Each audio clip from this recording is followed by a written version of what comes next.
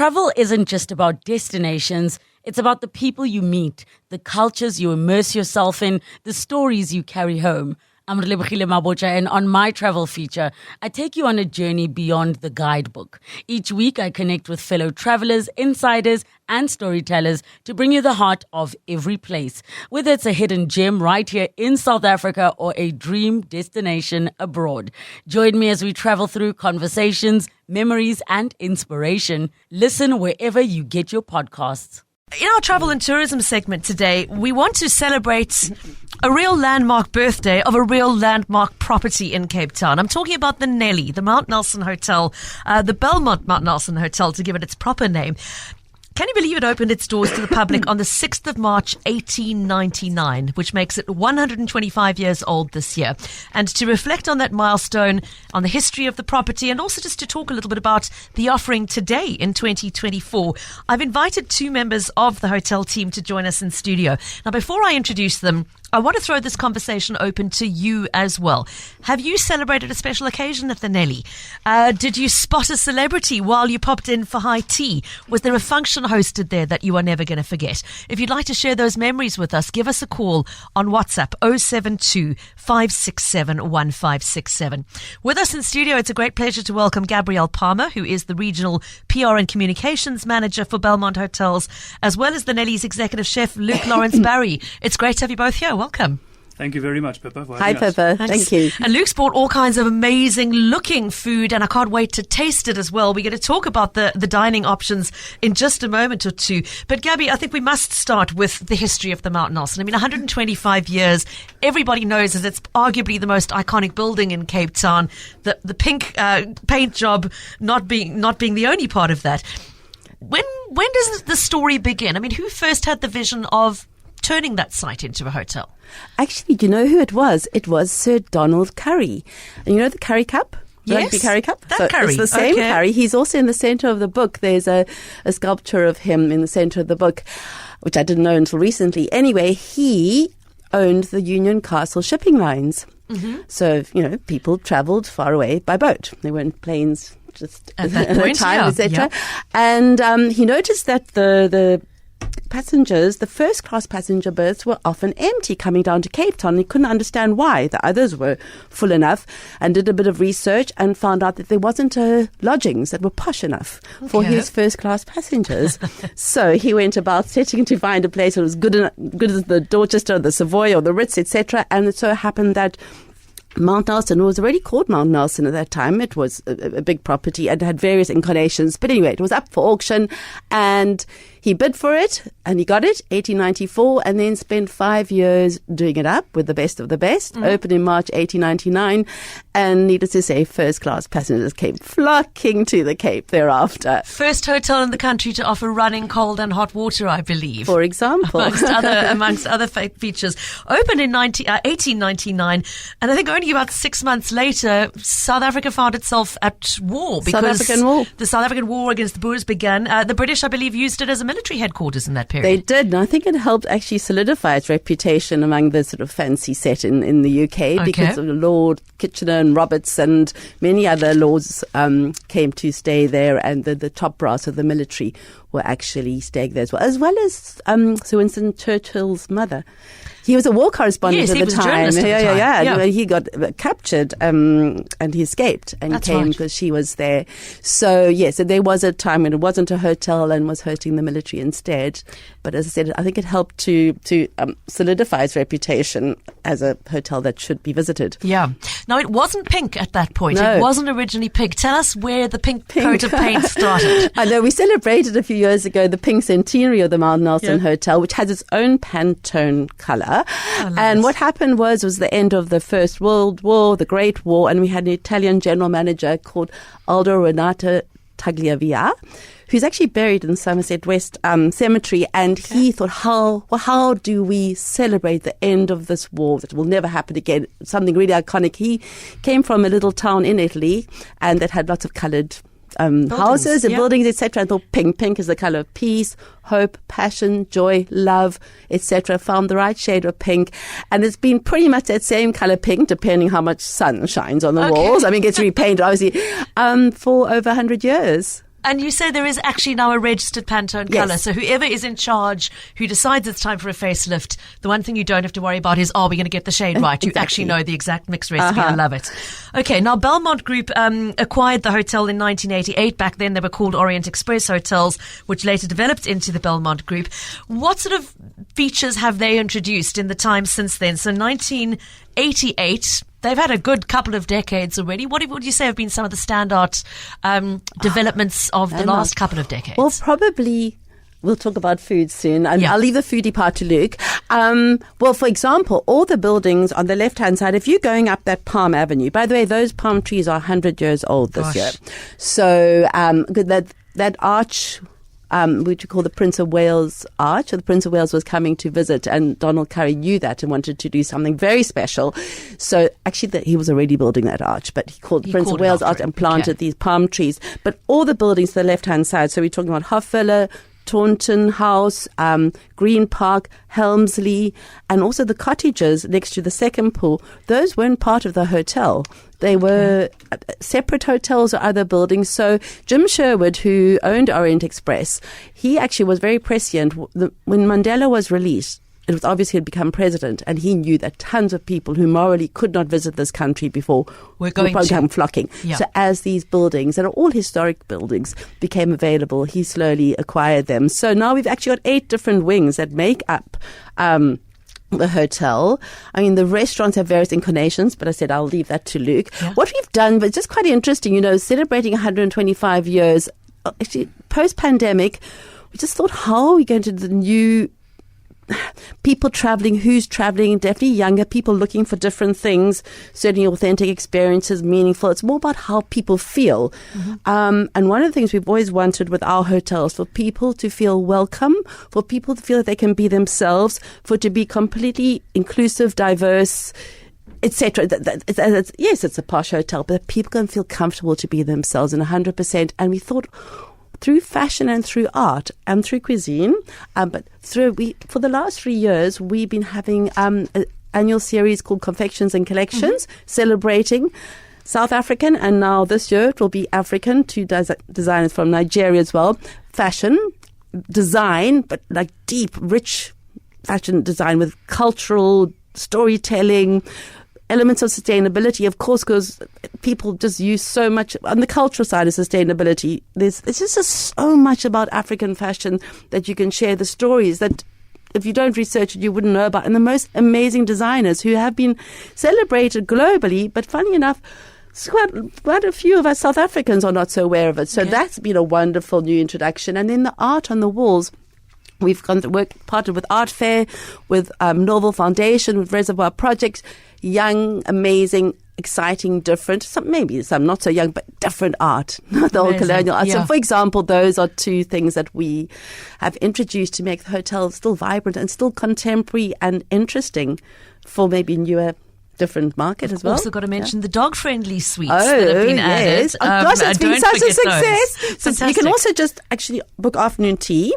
Well, we won't have more than 2 dogs. We haven't had any goldfish or other pets yet, have we? Unfortunately not. on the menu or at the table. But now let's segue into the food, because executive chef also with us in studio today, Luke Lawrence Barry. How long have you been at the Nelly, Luke? Just short of 6 months. Okay, so it's quite a new posting for you.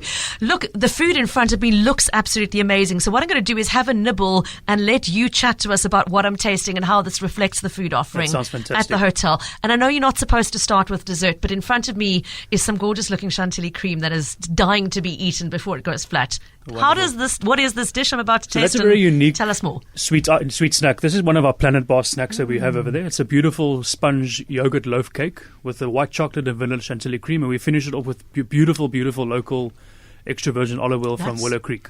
The combination of the sweet and then that beautiful flavored olive oil. Yeah, sweet, savory, vanilla and the white chocolate with olive oil just go perfectly together. Now, the Planet Bar I associate with cocktails, but do people come for snacks as well as cocktails? Planet Bar is a destination bar. It's very well known for doing the classics exceptionally well. And food in a destination bar plays a big part in a good bar. So we've looked at implementing a wonderful little snack program that's very globally inspired, but making use of strictly local ingredients. The next plate in front of me looks like some kind of tartare. What is this I'm about to taste? So you got a lovely sirloin beef tartare on toasted brioche. And what makes it quite unique, we got an egg yolk emulsion, so we stepped away from your typical raw egg, so it's a cooked egg yolk puree. And then the little white puree dots that you see, there's a smoked emulsion. So you've got lovely smoky notes. It gives you a bit of a briar sort of feel to the snack. My social media manager is behind me taking photographs of me eating, which is not an elegant thing to do. But that smokiness is outstanding. Fantastic. And it's echoed by this bowl of smoked olives which you brought in with you. Now, So Luke, I've never tasted anything like that before, but they taste really almost like they're infused with salami. It's something that we're very proud of at the Mount Nelson's, the introduction of these smoked olives. So they're simply prepared. These are beautiful local olives that we get in, and all we're doing is we smoke them in-house. And I can't give away too much of the secret, but they definitely are going to be a hit. Okay. And they recently launched on the menu as the beginning of this week. It's a new Planet Bar menu, snack Correct. menu, right? Yeah, this is a completely new snack menu that we've introduced at Planet Bar. Now, speaking of the kitchens, Nick has written us a WhatsApp to say, my grandfather, was one of the head chefs of the Mount Nelson back in the 60s. I never got to meet him, but my gran tells us such fond memories of his time at the hotel, and we all celebrated my gran's 80th there in memory of him. It's that kind of thing. It's the generational storytelling and gathering in a place that people recognize is so special. Luke, what's it like as a chef when you want to try, pursue new food trends, try new things, but there is an expectation that people have always gone to the Nelly and things have been just so. So do you feel pressure from that? Absolutely, I do. I've always appreciated and respected what the Mount Nelson is and does. It's actually a wonderful 360 story for me. I actually graduated on the lawns at the Mount Nelson many years ago. And I've been living abroad for the past 12 years with my family. We returned to South Africa 7 months ago. So just being back home and, we do have a lot of committed guests to the hotel that have been coming for years and years and years. So I have made it a mission of mine to actually introduce myself to these guests, just to make sure they do feel part of the story and part of the development of the culinary program that we have in place. And also just spending time with them, really talking them through it and taking on feedback, whether it be good and bad.